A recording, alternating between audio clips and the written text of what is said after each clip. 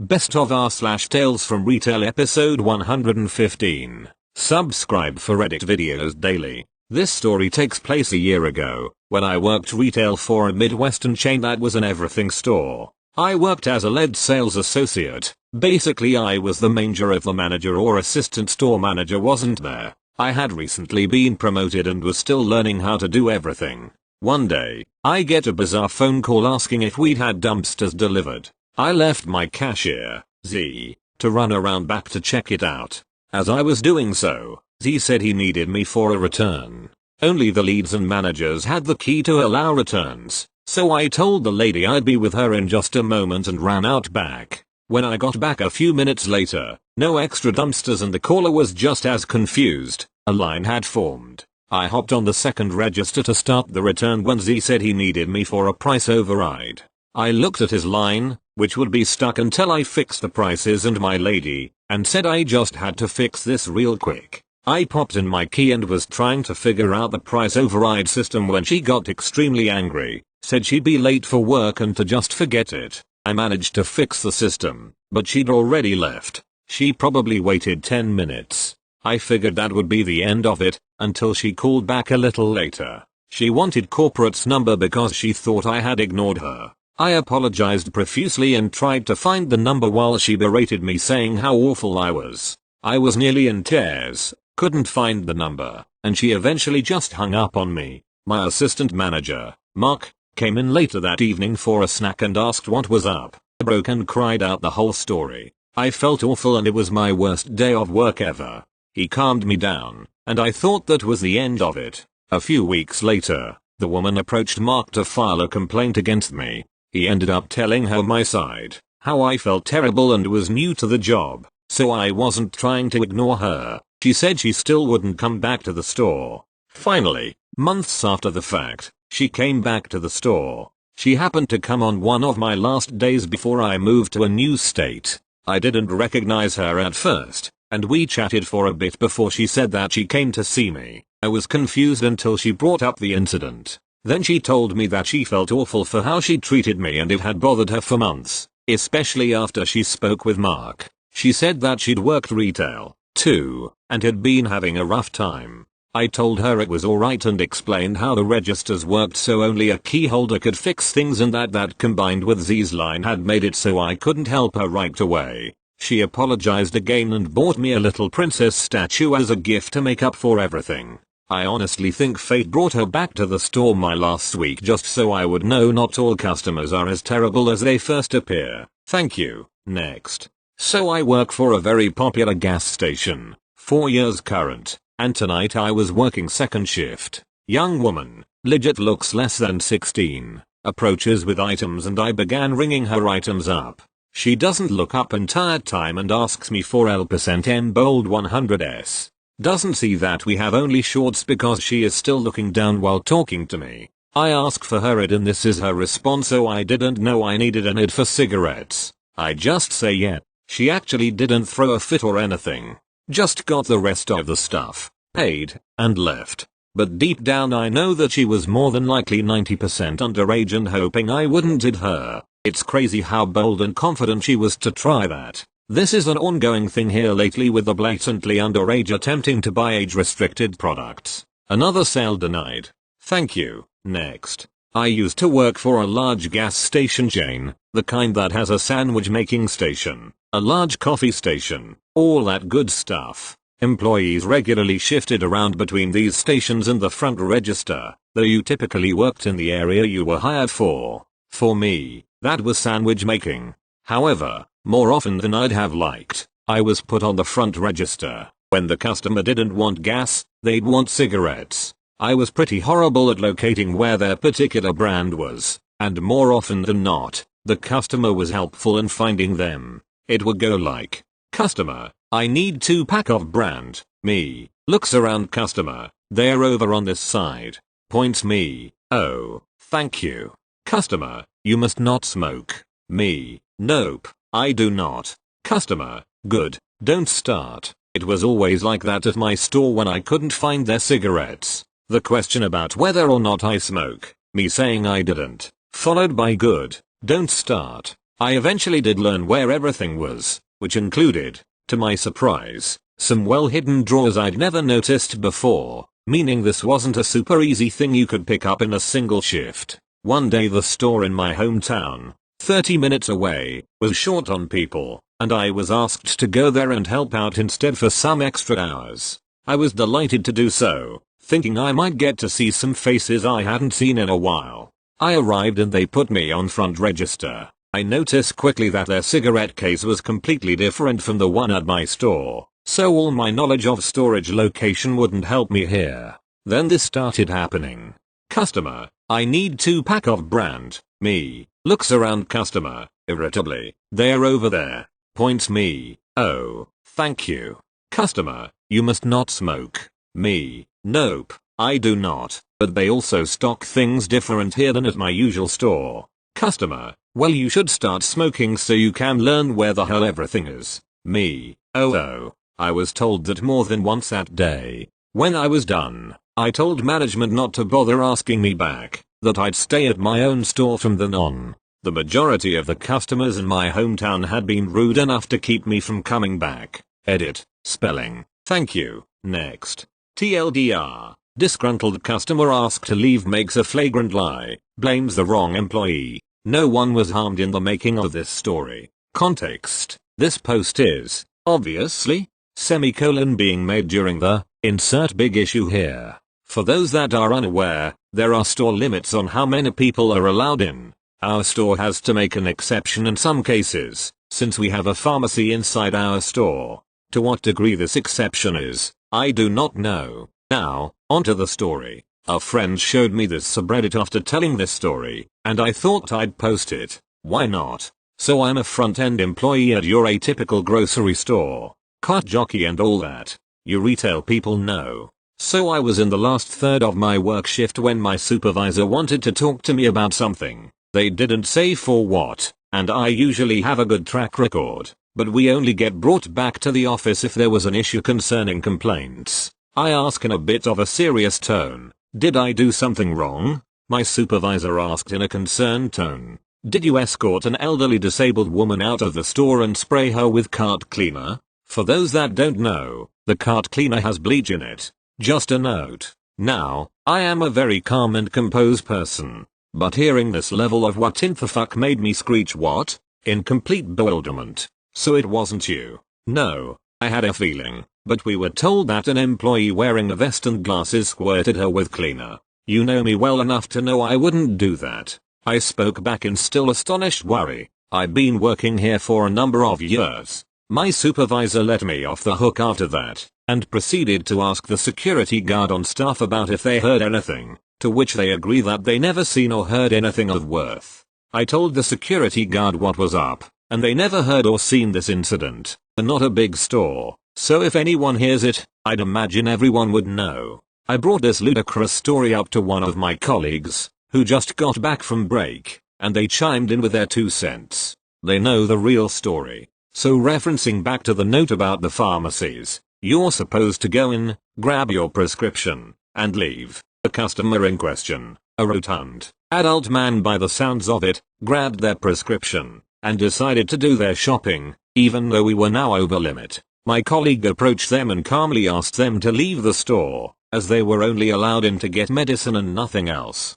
Based on the lack of details on how the customer reacted, I have to assume they seemed calm and composed, but was silently fuming inside. A funny note though, my colleague doesn't wear glasses. So somehow in the customer's fuming state, they either imagined my colleague with glasses, or saw me and thought I was the one who forced them out. My colleague went to the supervisor and explained what they know about the real story, and if things weren't smoothed over already, they were now. The final note I have to post on this story is that my colleague knows who this man is, and planned to ask how your eyes are, miss, the next time he sees them. I can't wait to hear if that guy reacts. Thank you. Next. This story is nothing crazy or wild, but it feels like a small victory against any penny pinching customers. Mr. Discount will be, MDLB, me. So this customer comes up to me and asks how much something is. It's out of the package. Me. Oh, I'm actually not sure what that is,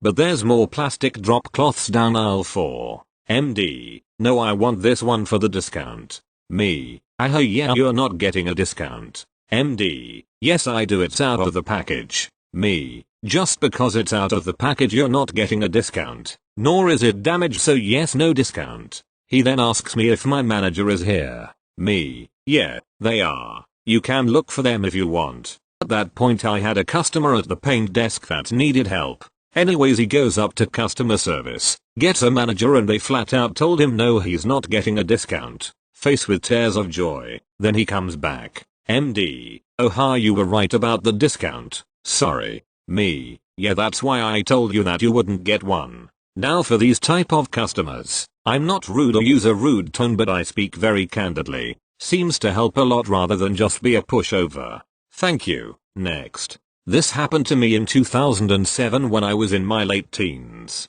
I was working as a minimum wage sales advisor for a large electrical retailer in the UK which has since closed down. All names I've used have been changed and are simply for descriptive purposes. During our briefing one Monday morning, we were told to beware of any customers attempting to pay for expensive goods with Citibank cards. Several branches had apparently been hit by fraudsters using stolen, compromised or fraudulent Citibank cards to buy high-end laptops, plasma TVs, and camcorders. We were told that any transaction which was to be paid for with a Citibank card would have to go through manual code 10 authorization. This involved phoning a security helpline. This wasn't such a big problem for us, as Citibank cards are very uncommon, far less common than HSBC, Barclays, NatWest, etc. It was made extremely clear to us that any member of staff processing a Citibank card sale without code 10 authorization would be seen as gross misconduct,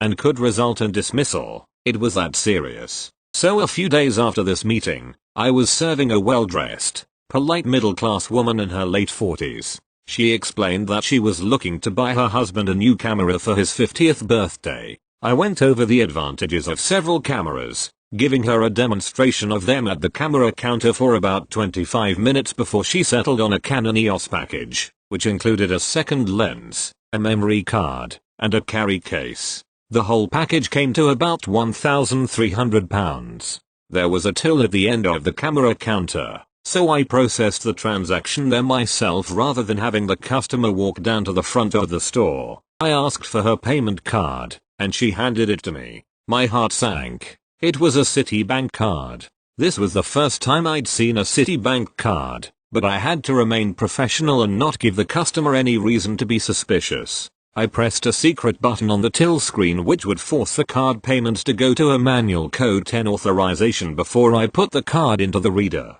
The till gave me an error message and asked me to call a phone number for manual authorization. As expected, I apologized to the customer and picked up the phone under the till to call for an authorization. It was at this point that the customer became very defensive. "What do you need to do that for? Is that really necessary?" she said to me in a very stressed tone. While I was on hold, I explained that while I didn't know exactly why it had gone to manual authorization, it could be the transaction value being over £1,000, or it could be if she hasn't used the card recently. This is ridiculous. I use that card all the time, and this has never happened before, she said with her arms crossed. My call was finally answered and I was asked a series of yes and no questions, along with the last 4 digits of the card. My call was then placed on hold again while the information was verified.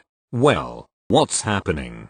How long is this going to take?" she barked. I apologized for the delay and explained that it's simply a security check and it won't take much longer. I was still on hold for what felt like an eternity, with my customer huffing and puffing with her arms crossed, when I realized that the £1,300 worth of camera equipment still left on the counter in front of me. I casually removed the camera and placed it under the till, and I replaced it with a pad of paper and a pen, as I tried to make the customer think I was preparing to write down an authorization code. "There's no need for that. I'm not going to walk off with it. My brother-in-law is the manager here," she protested. I remained polite and said that I just needed to be ready for the authorization code and that I didn't expect this to take much longer. "Well, I'm not happy about this. I have other things to do today." As I remained on hold, I made eye contact with one of my colleagues, as if to say I might need some help over here. Less than 30 seconds later, the store manager walked up behind the customer. Before I had a chance to explain what I was doing, he turned to her and spoke to her. "Polly, how are you? What brings you in here today?" "Well, I did come in to buy John a camera for his 50th, but I've been waiting to pay for over 10 minutes now. What kind of a store are you running here?" The manager looked at me and held out his arms as if to say what the hell is going on. As I was still on hold, I said to him that I was running a code 10 on the customer's card, as she was paying with a Citibank card. He shook his head and walked over to the till, and pressed the receiver button on the phone to disconnect the call. "Where's the camera?" he asked me. I picked it up from under the till and handed it to him. He put his arm around her as he apologized for the inconvenience before walking her to the tills at the front of the store with it. Meanwhile, she was still complaining about how I'd made her wait to pay, and that I'd practically accused her of being a thief by removing the camera from the counter. The member of staff who I made eye contact with to signal for assistance came over and asked me what was going on. I told her I had no idea, and that I was running a code 10 on her Citibank card when the manager came over and took over the sale. I remained at the back of the store and discussed the exchange with my colleague. A few minutes later, the store manager back and asked me to follow him to the office, which I did. We sat down and he asked me what happened. I explained what happened before he walked over and I reminded him that I was doing exactly what I was told to in Monday's meeting. "But didn't you hear her tell you that she was my sister-in-law?" I told him that I did hear her say that, but under the circumstances, I had no idea if it was true or not and so I ignored it. He sighed and leaned back in his chair before telling me I'd made him feel this small as he held out his thumb and forefinger, and how I'd embarrassed him. I was shocked by this, and so I asked him if in future I should ignore the company's security procedure if the potential fraudster claims to be a friend or relative of the manager. But she's not a fraudster. She's my sister-in-law. So I asked him if the security advice we were all given on Monday still applied, and if it didn't, what should I do with the next customer who wants to pay with a Citibank card,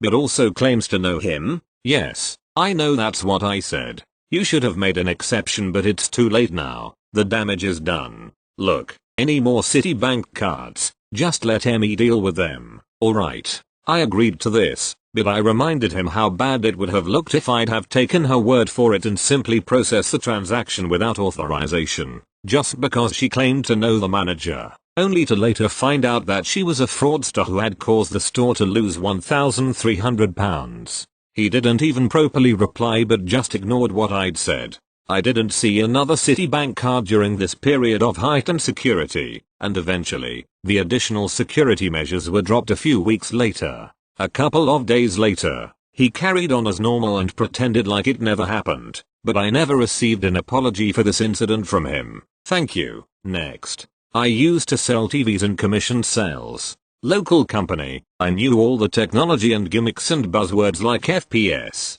HZ, plasma/LED/LCD, dimming etc.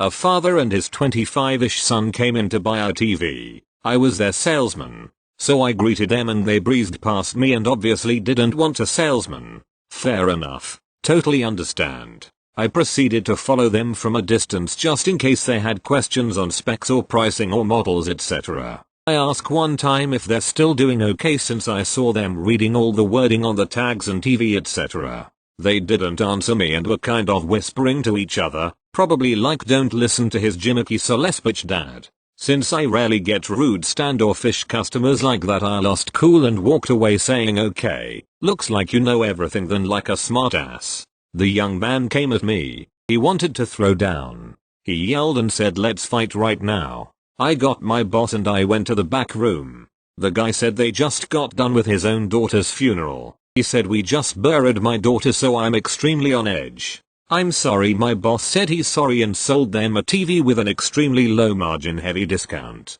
I learned my lesson and have been in commission sales ever since. TLDR. Not exactly sure why someone would go TV shopping after a personal family funeral, but that's none of my business. Insert Kermit the Frog meme here.